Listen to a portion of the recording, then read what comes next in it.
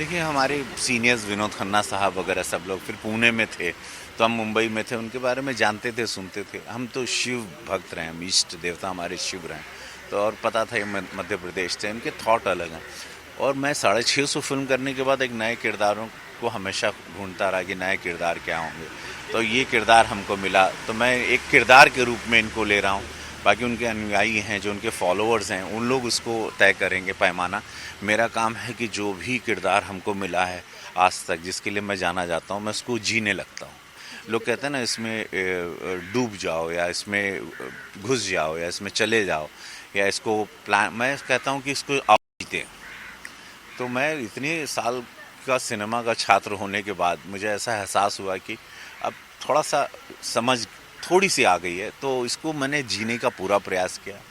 आप लोगों को जब इसके प्रोमोज देखेंगे या ये फिल्म जब आप देखेंगे, आपको लगेगा कि आप वाकई में काफ़ी हद तक ओशो जी को देख रहे हैं, तो आप लोगों को बड़ा आनंद आएगा।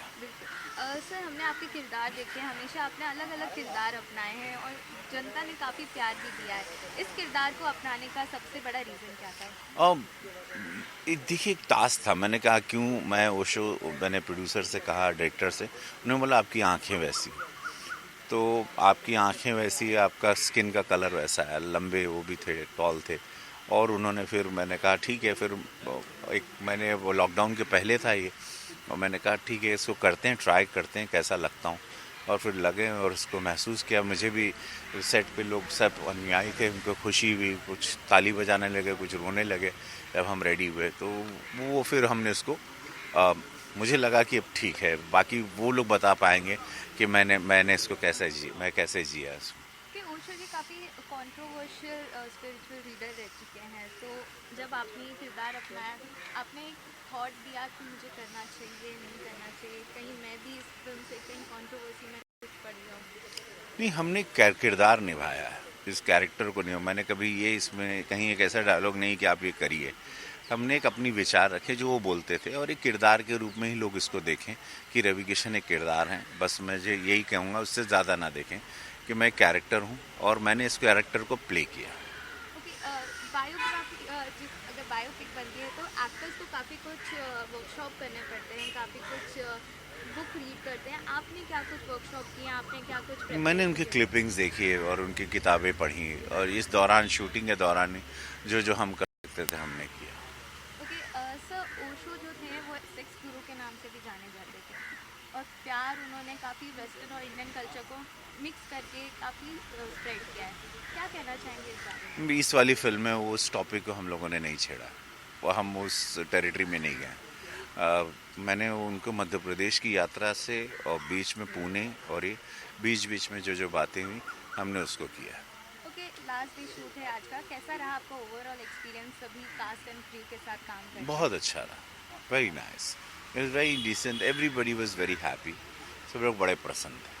आप पुणे में भी शूट किया है जैसे आपने कहा, तो वहाँ पे पुणे में उनका एक बहुत ही बड़ा आश्रम है, वहाँ पे आप मिले सबसे, कैसा रहा आपका वहाँ पे पुणे एक्सपीरियंस? हम नहीं कर पाए शूटिंग, हम बिकॉज ऑफ पार्लियामेंट चल रहा था, तो मैं नहीं जा पाया। बट ये बस उनके सारे अनुयायी यहीं सेट पर हैं, तो ये ऐसे मैं उनको मिल रहा हूँ और उन लोगों को देख रहा हूँ। कि अपार्ट फ्रॉम दिस गोरखपुर में कार्यक्रम में आप हिस्सा थे, कि आपकी स्पीच से जनता खुश हुई, कुछ एक्सपीरियंस वहाँ का आप बताना चाहेंगे? डेवलपमेंट में आपने वहाँ पे बात की, इसका भी एक एक्सपीरियंस है क्या? देखिए, वो मोक्ष का घाट था, तो वहाँ पर हमने मृत्यु और जीवन की बात की, स्वर्ग नरक की बात की, और उसको कुछ विरोधी पक्षों ने, विपक्षियों ने उसको वायरल भी किया।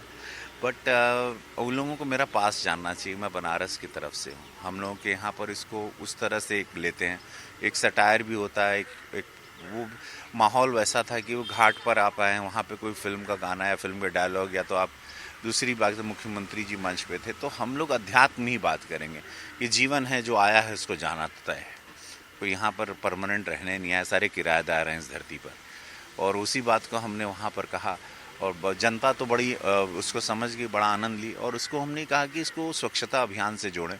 उस घाट को, या किसी देश के घाट पर आप कोई भी गंदगी ना करें, वो फूल माला ना फेंकें, आप किसी प्रकार की जो सुबह की गंदगी कोई ना करें। सारे घाटों को जब हमारे प्रधानमंत्री जी चाह रहे हैं कि स्वच्छ रखें, तो हम लोगों को स्वच्छता रखना है, स्वच्छता अभियान है, तो उस पर एक रहा। फिर हमने अपने मुख्यमंत्री और प्रधानमंत्री की सारी उपलब्धियों को भी गिनवाया कि कैसे दो निस्वार्थ त्यागी और ऐसे लोग बहुत कम अवतरित होते हैं इस देश में और सदियों के बाद हुए हैं।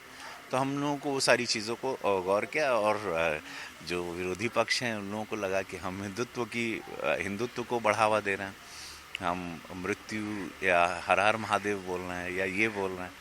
तो अब तो महादेव या जय श्री राम बोलो तो विपक्षियों को दिक्कत हो जाती है और उन लोग उसको वायरल कर दिए।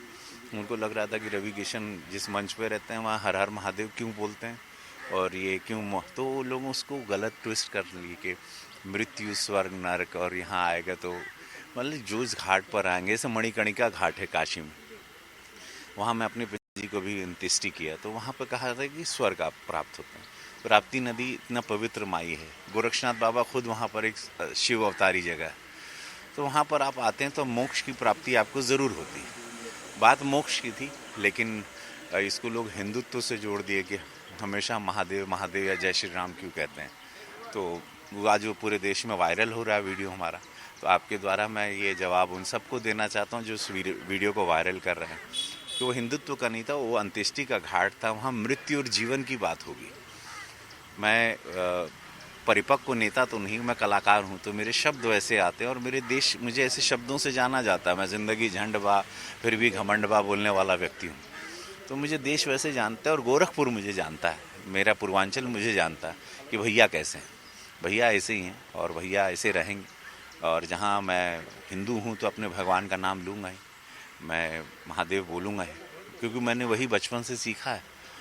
मैं अपने भगवानों का नाम ही जानता हूँ, तो मैं वही बोलता हूँ, मंच पे आता हूँ, जनता मुझे देख के वही चिल्लाने लगती है। सर, हमने हमेशा देखा है आपने देश की प्रगति के लिए बहुत किया है, बहुत आपने स्पीचेस दिए हैं और अभी वेस्ट बंगाल में भी इलेक्शन हो रहा है, तो क्या कुछ कहना चाहेंगे? काफ़ी वहाँ पे भी डेवलपमेंट की ज़रूरत है, हम सब जानते हैं। हाँ, आपके एएनआई के माध्यम से बता दें, वेस्ट बंगाल में भारतीय जनता पार्टी सरकार बनाने जा रही है। बंगाल ने डिसाइड कर लिया है कि परिवर्तन होगा, परिवर्तन नहीं परिवर्तन होगा और बहुत अच्छे से होगा। दीदी जाएंगी क्योंकि दीदी ने वहाँ विकास नहीं किया। प्रधानमंत्री की सारी योजनाओं को बंगाल के बॉर्डर पे रोका हुआ है, वो सारे आना चाहता है। बंगाल देख रहा है जम्मू कश्मीर का कैसे विकास होना शुरू हो गया, लद्दाख का कैसे हो गया। अब बंगाल की बारी और बंगाल को विकास करना है और बंगाल आगे आएगा और बंगाल हमारे यशस्वी प्रधानमंत्री नरेंद्र मोदी जी के साथ चलेगा, इस देश के साथ चलेगा। देश चल रहा है, बंगाल क्यों पीछे है? बंगाल को क्यों बांग्लादेश की तरह ट्रीट किया जा रहा है? बंगाल को पूरा अधिकार है कि भारत में है, भारत का हिस्सा है और भारत के साथ चले वो। लेकिन ममता जी कहीं ना कहीं अपने रैली में काफ़ी कुछ एक लास्ट फिर इसके बाद खत्म काफ़ी कुछ बोल रही हैं, अगेंस्ट बोल रही हैं पार्टी के लिए, तो उनके लिए कुछ? ममता जी अपनी हार देख रही हैं और ममता जी को क्लियर दिख रहा है कि मैं हार रही हूँ और मेरी सरकार जा रही है और भारतीय जनता पार्टी की विकास की यात्रा और विकास का रथ बंगाल में आ रहा है। प्रधानमंत्री नरेंद्र मोदी जी के आशीर्वाद से अब बंगाल उसी तरह बढ़ेगा जैसे बाकी राज्य इस देश में कोरोना काल के बाद भी ऊंचाई पे आ गए और बंगाल पिछड़ा अब नहीं रहेगा क्योंकि भारतीय जनता पार्टी की सरकार वहां आ रही है। लास्टली सर, आपकी फिल्म जो सीक्रेट ऑफ लव है कब देखने मिलेगी जनता को और क्या कुछ आप कहना चाहेंगे? आज ये आखिरी दिन है। आप लोग ने मुझे अनगिनत रूप में देखा, 650 फिल्म देखी, अनगिनत भाषाओं में देखा। आपको ओशो के किरदार में आप लोगों को बहुत सरप्राइज़ मिलेगा और आपको महसूस होगा कि हाँ, कि हम काफ़ी हद तक जैसे रवि किशन को प्यार करते रहें भैया, इसमें भी हम आपको ये निराश नहीं करेंगे। आपको लगेगा कि ये किरदार को भी हमने जीने का पूरा प्रयास किया। बाकी रिलीज़ कब होगी ये डेट आप लोगों को सोशल मीडिया पे बता दी जाएगी।